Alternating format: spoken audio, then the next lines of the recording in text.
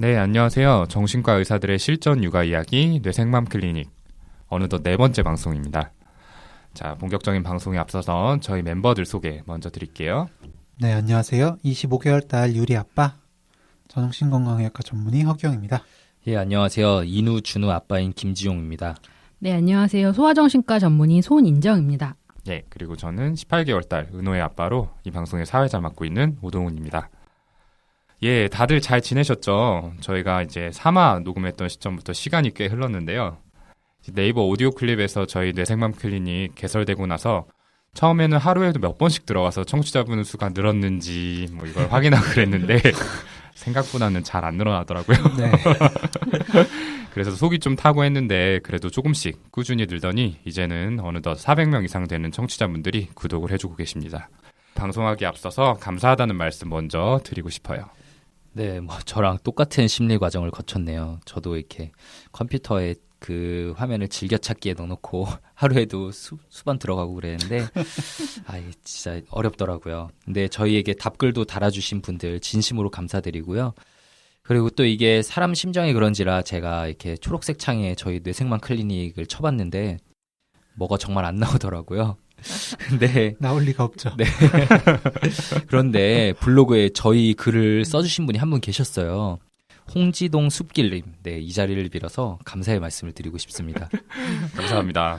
네, 저도 그분 블로그 글을 봤는데요. 뇌부자들 팟캐스트에 이어서 저희 뇌생맘 클리닉도 정말 애정을 가지고 들어주시더라고요. 감사합니다. 네. 그리고 귀찮아하지 않고 구독 버튼도 눌러주고 하트도 눌러주고 응원 메일도 보내주는 친구들 너무 고맙다는 말 전해주고 싶어요. 네. 저도 열심히 주위 반응 물어보고 있습니다. 근데 이게 찾아서 들어오기가 너무 어렵다 그러더라고요. 방송 자체는 원래 저희가 하던 그 뇌자보다 더 재밌다는 의견이 많아요. 사실 이제 결혼 안 한 친구들도 더 재밌다 그러거든요. 그만큼 이 뇌생맘 클리닉 방송 괜찮으니까 찾아오기 힘드셔도 더 많은 분들 들어주셨으면 좋겠습니다. 네. 이 오디오 클립 말고도 다른 루트 통해서 들어주시는 분들이 많이 계신데요. 그런데 네이버 오디오 클립에 한 주 먼저 업로드 되니까 가장 먼저 접할 수 있다는 점 꼭 알아주셨으면 좋겠습니다. 자, 저희 사담이 너무 길어지면 안 되니까 오늘 방송 주제로 본격적으로 들어가 보죠. 아직 사연이 많이 오고 있지는 않지만 다행히 이번 시간에 청취자분께서 보내주신 사연이 있어서 그걸 소개드리고 같이 이야기를 나눠보고자 합니다. 이번 사연 소개는 허규영 선생님께 좀 부탁드릴게요. 안녕하세요. 22개월 딸을 키우고 현재 둘째 임신 중인 전업주부입니다. 어린이집 관련 얘기 공감하며 들었어요. 제가 키우고 있으니 어린이집은 좀 늦게 보내야지 하고 둘이 열심히 동네 놀이터에서 놀고 있는데 둘째가 나오면 당장 새벽 수유 등 제 수면 시간이 온전히 둘째에 맞춰질 거고 낮에도 신생아를 집에 두고 낮에 첫째와 나가 놀 수 없을 텐데 어쩌나 걱정입니다. 주변 지인들을 보면 사정상 6개월도 안 된 아기를 어린이집에 보낸 경우는 아직 어려서 고집이 안 생겨 그런지 적응 기간이랄 게 없이 다니던데 돌 지난 아기는 한 달 동안 대성통곡을 하고 나서야 조금씩 덜 운다고 하더라고요. 저도 둘째가 나오기 전에 미리 보내서 적응 기간을 거쳐야 할까요? 보내면 둘째에게 엄마를 뺏겼다 느낄까요?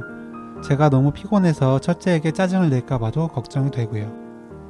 두 번째 고민은 저희 22개월 딸이 잘 때 애착 인형 없이 제 옆에서 아기 때부터 자 버릇해서 그런지 제 팔을 애착 인형 삼아 손으로 만지면서 잠드는데 꼬집는 정도가 심해서 양팔이 까여서 피딱지가 잔뜩 앉아 있어요. 그러면 그걸 또 잠들면서 또 긁어서 딱지가 계속 떨어져서 상처가 흔하게 남아있네요.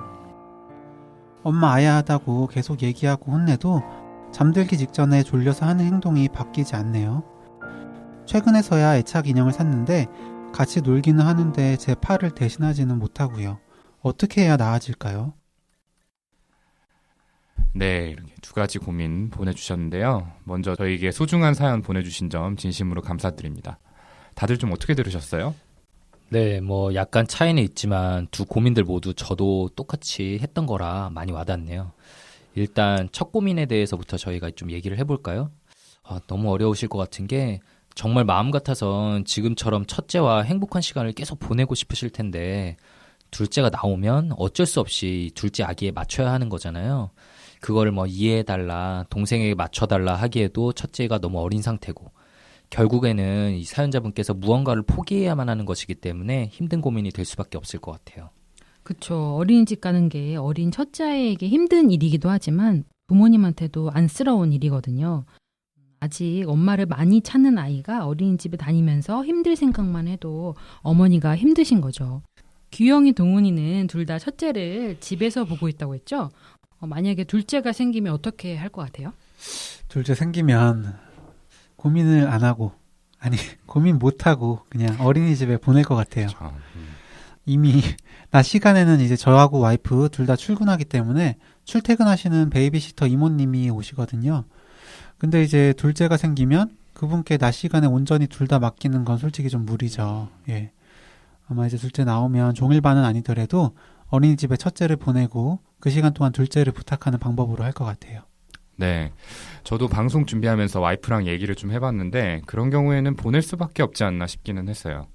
근데 사실 방금 규영이가 얘기한 것처럼 시터 이모님 일손 덜어드리는 게 가장 큰 이유라서 아이한테 좀 미안한 마음이 들기도 하더라고요. 근데 그렇다고 이모님을 두 분 고용해서 둘을 각자 보게 하기에는 좀 빡센 부분이 있죠. 네, 경제적으로. 네, 많이 빡세죠, 좀. 그래서 이미 둘 키우고 있는 지용이 형, 뭐 여기 대해서 조언해 주실 거 없어요? 그렇죠. 그렇기 때문에 경제적으로 너무 빡세서 저희는 그냥 집에서 둘 보고 있는 그냥 집안이 빡세져 있는데 집안 상태가. 네. 형 얼굴도. 이분께 당연히 정답이 없을 거고 뭐 다들 생각하시다시피 한 현실적으로 두 가지 방법이 있지 않을까요? 사연에 적어주신 것처럼 둘째가 나오기 전부터 첫째를 어린이집에 좀 미리 보내서 적응해 나가는 방법이랑 아니면 뭐 육아를 도와주실 수 있는 분을 구하시던지 이제 뭐 베이비시터 이모님이나 혹시 가능하다면 정말 뭐 가족분이나 이렇게요. 근데 전 이럴 때마다 아빠가 육아휴직을 쓸 수 있는 꿈 같은 사회가 되면 얼마나 좋을까라는 생각이 들더라고요. 스웨덴 같은 경우엔 전체 남성의 90% 가까이가 육아휴직을 쓴다고 하던데 진짜 생각만 해도 부럽더라고요. 그러게요. 스웨덴의 라떼파파를 취재한 TV 프로그램도 봤었는데 우리나라는 언제쯤 그렇게 될 수 있을까 싶더라고요. 다시 이 사연 이야기로 돌아가 보면 어린이집 보내는 시점을 동생 태어나는 시점에 맞추는 것보다 더 중요하게 생각해야 할 것이 아이가 어린이집에 적응해 나갈 수 있는 상태인지인 것 같아요. 아이마다 다르겠지만 사연의 아이처럼 22개월이면 시도해 볼 수 있는 시기인데요. 이때 아이의 적응 속도에 맞춰서 어린이집에 보내는 시간을 1시간부터 조금씩 늘려가는 방법을 써보시면 좋을 것 같아요. 너무 갑작스럽지 않게 어린이집에 보내기 며칠 전부터 아이가 이해할 수 있는 언어로 어린이집에 다니게 된 걸 충분히 설명해 주어서 미리 예상하고 또 마음의 준비를 해나갈 수 있게 도와주시면 좋겠죠. 어린이집 가는 인형놀이를 통해서도 미리 경험해 볼 수 있게 할 수 있어요. 저희가 1화 방송에서 만 3세는 되어야 보내는 것이 좋다고 말씀드린 건 여러 가지 여건이 허락한다는 가정이 있을 때고 둘째 아이가 태어난다거나 직장에 복귀하신다거나 또는 부모님이 여러모로 지친 상태여서 육아가 버거운 상황에서는 세돌 이전에도 충분히 보낼 수가 있죠. 어린이집에 보냄으로써 부모님이 에너지를 더 충전할 수 있고 더 안정적으로 우리 아이를 대할 수 있게 된다면 결과적으로 더 좋은 육아가 되겠죠? 네. 이 지난 방송에서 말씀드린 것처럼 육아는 이제 양보다는 질. 그러니까 그럴 것 같네요. 출산 앞둔 어머니가 출산 직전까지 아이를 돌보는 것도 매우 힘드실 테니까 이런 상황들을 종합적으로 고려해서 아이를 어린이집에 보낼지 결정하셔야 할 것 같아요. 그리고 사연 중에 이제 6개월도 안 된 시점에 어린이집에 보냈을 때 적응 기간이 없다고 느껴지는 거는 고집이 안 생긴 게 아니라 안정적인 애착이 아직 생기지 않은 걸로 봐야겠죠. 약간씩 차이는 있지만 일반적으로 볼 때 아직 낯가름도 완전히 생긴 시기가 아니니까요. 그렇죠. 네. 맞아요. 이 아이가 3돌 가까이 되면은 어린이집 가는 것도 좀 더 수월해질 수 있는 나이기는 한데 그러고 보니까 이제 지웅이 형 첫째가 30개월이잖아요. 네. 이제 변화가 점점 느껴질 것 같은데 좀 어때요? 네, 애가 이제 진짜 다 컸구나라고 느낄 일이 몇 개 있었는데요. 애가 예전에는 방에서 혼자 자다가 깨서 아무도 없으면 울었어요. 뭐 지금 동훈이랑 규영이 딸들은 그럴 것 같은데 근데 언젠가부터는 울지 않고 자기 혼자 이제 방문을 열고 나와서 엄마 아빠를 찾고요. 그리고 당장 그럴 때 보이지 않아도 별로 당황하지 않더라고요. 그리고 저번 주말에 저랑 둘이서 처음 가보는 키즈 카페에 갔는데 제 눈에 보이지 않는 곳에 가서도 오랫동안 이렇게 혼자 잘 놀더라고요. 전에 같으면 상상도 못할 일이었는데 참 대견하고 이렇게 놀랍기도 했어요. 그리고 이제 애는 그동안 자기 혼자 많이 컸는데 나 혼자 애를 더 이렇게 어리게 보고 있었구나라는 점도 깨닫긴 했고요. 그리고 제가 아무래도 정신과 의사다 보니까 그런 모습들을 보면서 드디어 대상 항상성을 획득했구나 이런 생각도 들더라고요. 예, 진짜 많이 키웠네요. 이 대상 항상성이라는 용어를 꺼내셨는데요. 이게 왜 어린아기들은 어린이집에 가는 것을 힘들어하는가라는 근본적인 질문에 대답을 할 수 있는 개념이거든요. 이제 말 나온 김에 간단하게 설명하고 지나가 볼까요? 설명해 주시죠. 네, 말 꺼냈잖아요. 예, 그 마가렛 말러라는 사람이 제안한 분리 개별화 단계라는 것이 있는데요. 아기가 이제 양육자로부터 심리적인 독립을 해 나가는 이 단계들이에요. 아기가 정말 어릴 때는 아이의 어머니와 자신을 한 몸처럼 생각한다고 하고요. 그러다가 5개월에서 한 10개월까지의 기간에는 첫 단계인 이제 분화가 시작돼요. 이제 유아가 세상에 큰 관심을 보이면서 양육자로부터 서서히 독립을 준비하는 시기고, 이제 다음 둘째 단계는 연습 단계로 한 10개월부터 한 15에서 18개월 정도의 기간인데, 이제 아기가 잘 기어다니거나 걸어다니면서 자기 혼자 이제 세상을 탐험하고 의기양양해지는 단계죠. 저희 둘째가 지금 이 단계인데, 요즘 소파나 침대에서 혼자 이제 뒤로 돌아서 내려올 수 있게 되고 빠르게 기어다니니까 아주 의기양양해져가지고 막 집안을 크게 소리 지르면서 돌아다니거든요. 그리고 이제 다음 단계는 제 생각엔 아마 유리가 속할 것 같으니까 규영이가 이어서 설명을 좀 해주시죠. 네. 그 다음 세 번째 단계가 한 16에서 24개월, 요 정도 사이에 라프로치망이라고 하는 재접근 단계예요. 이 단계가 설명하기 좀 어려운 부분이라서 지용이 형이 저한테 던진 것 같다는 생각이 좀 강하게 드는데. 사실이에요. 이 단계는 이제 아이가 어머니에게 머무르고 싶은 소망과 아이 개인으로서의 자율성에 대한 소망, 이런 사이에 심리적 위기를 해결하는 단계라고 되어 있어요. 이쯤 되면 말을 빨리 하는 아이는 말도 좀 하고, 말을 못하더라도 듣고 이해하는 거는 또 꽤 제법 하죠. 걷는 것도 익숙해져서 뛰어다니기도 하고요. 이렇게 언어 발달, 운동 발달 등의 인지 발달이 이루어지면 아이가 어머니를 통제할 수 없다는 이런 고통스러운 사실을 인식하게 돼요. 그래서 연습 단계에서와는 다르게 어머니를 찾기 위해서 능동적으로 행동하고 통제하기 위해서 강압적인 행동을 하기도 합니다. 분리불안을 다시 경험하고 내가 전능하지 않구나라는 걸 깨달은 아기가 보이는 이런 양가 감정은 좀 더 현실적인 자기감과 자율성에 대한 믿음을 발달시키면서 조금씩 없어집니다. 그 말이 좀 어려운데 쉽게 다시 설명을 드리면, 다시 엄마를 찾으면서 때를 심하게 부리는 모습 생각하시면 돼요. 저희 딸인 유리도 요즘에 때를 엄청 써서 이제 드디어 분노 발작 시작했구나 라는 생각도 많이 했고, 요즘 양육 방식이나 놀아주는 시간이 바뀐 것 같지도 않은데 갑자기 다시 엄마 바라기, 엄마 껌딱지가 됐어요. 조금만 기분이 안 좋아도 제가 다가가면 엄마가 있겠다면서 아니야 가! 라고 소리치고요. 아이가 요즘에 이제 감기랑 수족구 걸려서 좀 아팠는데, 아파서 때도 늘고 그러나 생각했다가 이게 라프로치망, 재접근 단계였구나 라는 생각을 했죠. 아이 보는 게 좀 수월해진다 싶다가 다시 여름을 걷고 있는 요즘입니다. 다음 단계는 이제 소아정신과 전문의신 손인정 선생님께 부탁을 드리겠습니다. 네, 아이가 이런 과정들을 거쳐서 오브젝트 컨스턴시, 대상 항상성을 획득해 나가게 되는데요. 이 대상 항상성이라는 건 어머니가 눈앞에 없어도 그 어머니 이미지, 그걸 이제 표상이라고 부르는데요. 엄마의 표상이 아기 마음속에 있기 때문에 눈에 안 보여도 엄마가 어딘가 있구나 하고 안정을 유지할 수 있는 능력이에요. 그렇기 때문에 보통 만 3살이 넘어가게 되면 그 전에 어린이집 가는 것보다는 더 수월하게 어머니와 떨어져 갈 수 있게 되는 거죠. 네, 이 분리개별화와 대상 항상성에 대한 설명을 간략하게 드렸는데요. 이제 아기들이 왜 눈앞에 엄마 아빠가 사라지면 힘들어하는지, 어린이집에 가기 힘들어하는지 청취자분들께서 이해하시는데 좀 도움이 되셨으면 좋겠습니다. 아무래도 일정 나이가 되지 않은 상태에서는 부모님이 아무리 말로 설명을 해도 아이 입장에서는 불안할 수밖에 없는 거죠. 그럼 이제 첫 번째 고민에 대한 답변을 정리해보면, 출산을 앞둔 어머니께서 무리하지 않는 정도까지는 아이를 좀 더 케어하다가 조금씩 시간을 늘려 어린이집에 다니기 시작하면 아무래도 더 수월하게 적응을 할 수 있을 것이다. 이 정도로 정리를 해볼 수가 있겠네요. 그리고 사연 중에 둘째에게 엄마를 빼앗겼다 느낄까요? 라고 걱정하시는 부분이 있었는데, 이 둘째를 가지실 예정인 혹은 계획이 있는 분들이 공통적으로 많이 하시는 걱정일 것 같아요. 그래서 비슷한 고민을 사연으로 보내주신 분도 있고 해서 이 부분에 대해서는 다음에 기회를 따로 잡아서 충분한 시간을 가지고 얘기해보면 좋을 것 같습니다. 일단은 오늘은 두 번째 고민에 대해서도 얘기를 해봐야 되니까요.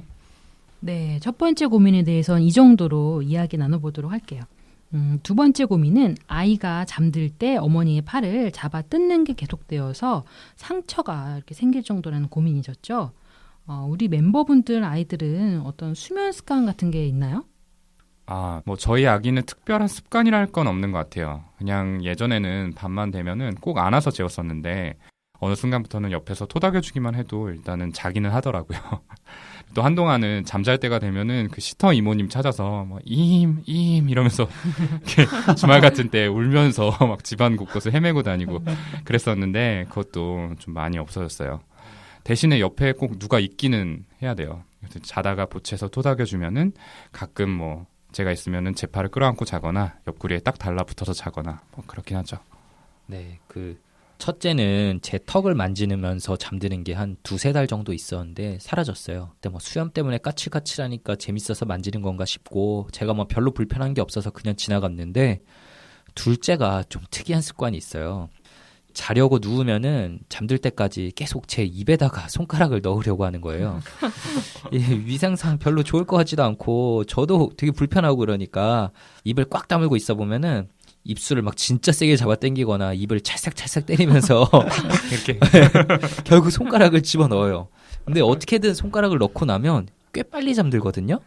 그래서 어이없게 이걸로 위안을 얻는 건가? 막 이런 생각이 들기도 하고 그래서 모르겠다. 뭐 네가 뭐 3-4살이 돼서도 설마 이렇게 하진 않겠지라는 생각에 저도 포기를 해버렸는데 근데 저도 이제 저항하지 않고 그냥 바로 손가락을 넣어주니까 얘도 빨리 잠들고 이런 게 있어가지고 그냥 쓸데없는 저항 안 해야겠다. 제가 이렇게 하고 있는데 그래서 저도 그 전에는 사연 주신 분처럼 애착 인형을 줘봤었어요. 근데 이걸 낮에는 좀 갖고 놀다가도 밤에 잘 때 옆에 놓으면은 획 던져버리더라고요. 근데 뭐 저야 결론적으로 안 아프고 견딜만 하니까 괜찮은데 이 사연자분께서는 진짜 어떻게 해야 될까 싶네요. 그러게요, 진짜. 자면서 하는 행동인데 조절할 수가 없지 않나요? 그냥 생각을 해본 건 아이 잘 때 이제 장갑을 끼우거나 아니 어머니가 긴 옷을 입고 자는 건데 뭐 저희 집 같은 경우로 좀 말씀을 드리면 아이가 한 뭐 그 무렵부터는 일부러라도 좀 계속 따로 자는 연습을 했었거든요. 옆에서 같이 자는 게 좋을까 생각할 때도 있었지만은 어쨌든 그때부터 쭉 따로 자고 있어요. 아예 다른 방에서 자는데 얼마 전까지는 이제 잘 자라고 인사하고 음악 틀어주고 나오면 혼자서 잘 잤어요. 근데 앞에서 저희 딸이 분리개별화의 재접근 단계라고 말씀을 드렸잖아요. 그래서 그런지 요즘엔 때가 늘어서 와이프가 옆에서 재워야 돼요. 엄마 누워 하면서 엄마를 통제하려는 이런 모습도 보이고요. 그래도 일단 자면 옆에 계속 누가 없더라도 잘 자거든요. 사연자분도 아이를 이제 혼자 자게 하는 연습을 좀 해보시는 건 어떨까요? 공간을 분리시킬 수 없다면 같은 방이라도 뭐 다른 침대나 칸막이를 써서 분리하는 방법도 있을 것 같고요. 그게 부부간의 관계나 이제 본인 수면의 질에도 도움이 될 것 같고요. 결국 키우는 부모가 건강해야 아이도 잘 키울 수 있는 거니까요. 초반에는 며칠 울면서 떼써서 힘드시겠지만은 며칠 지나면 아이도 좀 적응하지 않을까 싶네요. 네. 근데 제가 전에 어디서 보기로는 이거에 대해서 여러 연구들이 있었는데 이제 부모와 같이 자는 아이들이 아기 때도 그렇고 나중에 성인이 되어서도 신체적 정서적으로 더 건강하다라는 결론이 나왔다 이렇게 내용이 있더라고요. 근데 사실 우리나라는 서양에 비해서 훨씬 높은 비율로 아이들과 동반 수면을 하는 편이잖아요. 그래서 진짜 수개월밖에 안 된 아이들이 혼자 자다가 숨을 제대로 못 쉬어서 생기는 뭐 영아 돌연사 증후군 이런 것들도 서양에 비해서 훨씬 적다고 해요. 근데 애가 좀 크고 나서 그런 위험성도 사라지고 하면 언제쯤부터 혼자 재워야 할 건지에 대해서는 저도 좀 궁금했거든요. 손희정 선생님 뭐 이것도 정답이 있어요? 네, 몇 살 되면 혼자 재워야 된다라는 거에 대해서 딱 정해진 정답은 없지만 가끔 독립심을 발달시켜야 된다라면서 2돌도 안 된 아이를 억지로 좀 혼자 재우려고 고생하시는 부모님들도 있는데요. 이렇게 부모가 옆에서 함께 자면서 안정감을 충분히 가지도록 하는 것이 더 중요하다고 볼 수 있을 것 같아요. 독립심을 꼭 아이가 아직은 무서워하는 혼자 자는 것으로 키워줄 필요는 없으니까요. 네, 이번에 보내주신 사연도 그렇고 참 이 아이의 수면에 관한 문제를 고민하시는 분들이 정말 많이 계시는 것 같아요. 잠에 잘 안 드는 아이부터 해서 뭐 자주 깨는 아이, 깨서 뭐 다시 잠에 안 드는 경우, 너무 일찍 깨가지고 부모님을 깨우는 아이, 이거는 좀 저희에 해당이 되는데 아무튼 이렇게 수많은 문제들의 이야기를 해보려면은 저희가 다음 기회에 방송을 한 시간을 따로 잡아서 얘기를 좀 해야 될 것 같네요. 그런 의미에서 부모님들의 사연 메일 좀 많이 부탁드리겠습니다. 자, 오늘 이 사연에 좀 포커스를 맞춰봤을 때 고민되시는 부분이 잠들 때 아이가 엄마 팔을 상처날 정도로 계속 꼬집는 행동인 거잖아요. 이거는 좀 어떻게 하면 좋을까요? 네. 아이 심리를 좀 생각해 보면 아이가 잠들면서 엄마 팔을 꼬집는 행동은 결국 아이 나름대로 정서적인 안정감을 찾으려는 행동이라는 생각이 드네요. 잠들면서 머리카락 뜯는 아이나 뭐 자꾸 배꼽을 만지는 아이, 손가락을 빠는 아이, 또 손가락을 아빠 입에 넣는 아이. 그 모습은 다양하지만 다 비슷한 맥락으로 좀 볼 수 있겠죠. 저희 집이 제일 특이한 것 같은데. 네, 어쨌든 과한 행동이 아니라면 뭐 시간이 지나 좋아지기를 기다려 볼 수도 있겠지만 엄마 팔에 딱지가 앉을 정도로 꼬집기는 분명 과도한 행동이고 어떤 식으로도 이제 변화를 줘야 되는 건 맞는 것 같아요. 네, 맞아요. 근데 이제 혼낸다거나 해가지고 꼬집는 행동을 중단시키려는 방법은 효과도 없을 뿐더러 이제 관계만 안 좋아질 수 있으니까 안정감을 줄 수 있는 다른 방법을 개발하시는 게 중요하겠는데요. 아이가 엄마 팔을 꼬집지는 못하지만 편안한 자세로 이렇게 안아서 재우신다거나 아이가 완전히 잠들 때까지는 좀 손을 잡아주신다거나 하는 방법은 어떨까 좀 생각을 해봤고요. 그리고 아주 더운 한여름이 아니라면은 인형을 안고 자도록 하는 방법도 괜찮을 것 같아요. 아마 사연 보내주신 어머니는 눈에 넣어도 안 아플 아이이다 보니까 피가 날 때까지 꼬집는 행동이라도 제지하지 않고 꾹 참으셨던 것 같아요. 하지만 변화를 주어야 하는 행동인 것은 분명한 것 같고요. 네. 결국에 근본적으로 아이가 더 안정감을 느끼면서 편안히 잠들 수 있게 해야 된다는 건데요. 이제 방금 생각난 건데 팔에 뭐 부드러운 천이나 헝겊 같은 거 여러 겹 감고 주무시는 건 어떨까 하는 생각도 들어요. 아이 입장에서는 뭐 처음에는 이질감을 느낄 수 있겠지만 원래 하던 행동을 완전히 그만두게 하는 건 아니니까 좀 더 받아들이기가 쉽지 않을까 싶기도 하고요. 근데 사실 제 마음 같아선 저라면 반복적으로 단어어조로 이러면 아빠는 은호랑 못 자. 이런 식의 메시지를 좀 줄 것 같긴 하거든요. 제가 들어도 무섭네요. 아이 뭐 22개월 정도면 사실 어느 정도 말을 알아들을 수 있는 나이잖아요. 이제 사연자분께서도 얘기를 하고 뭐 혼을 내고 있다 이런 얘기를 해주셨는데 조금 더 단호한 태도를 취해도 괜찮지 않나요, 손인정 선생님? 네.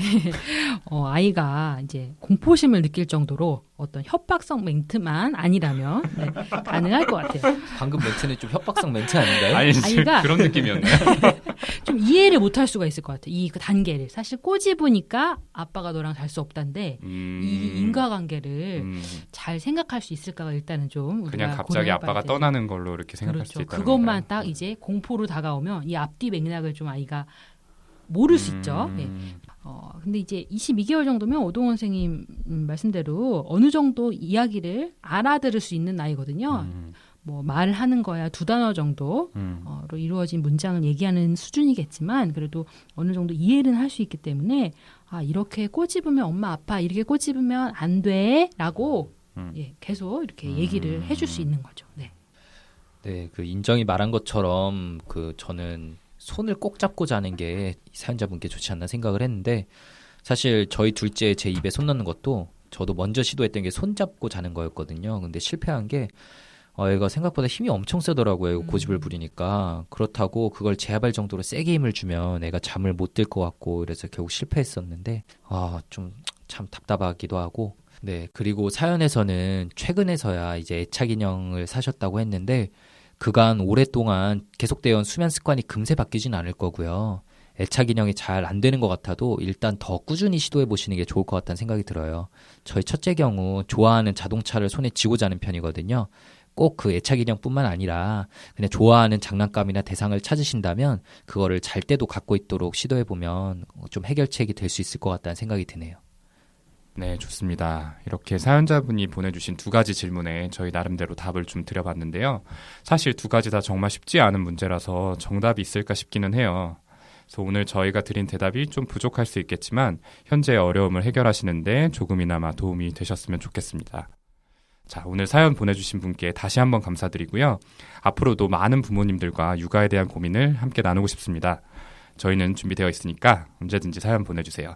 사연 보내주실 메일 주소는 brainformam@gmail.com입니다. BRAIN 숫자 4 그리고 MOM gmail.com입니다. 그러면 저희 네 번째 방송은 여기서 마무리 짓고요. 저희는 다음 시간에 더욱 유익하고 재미있는 이야기를 들고 다시 찾아뵙도록 하겠습니다. 감사합니다. 감사합니다.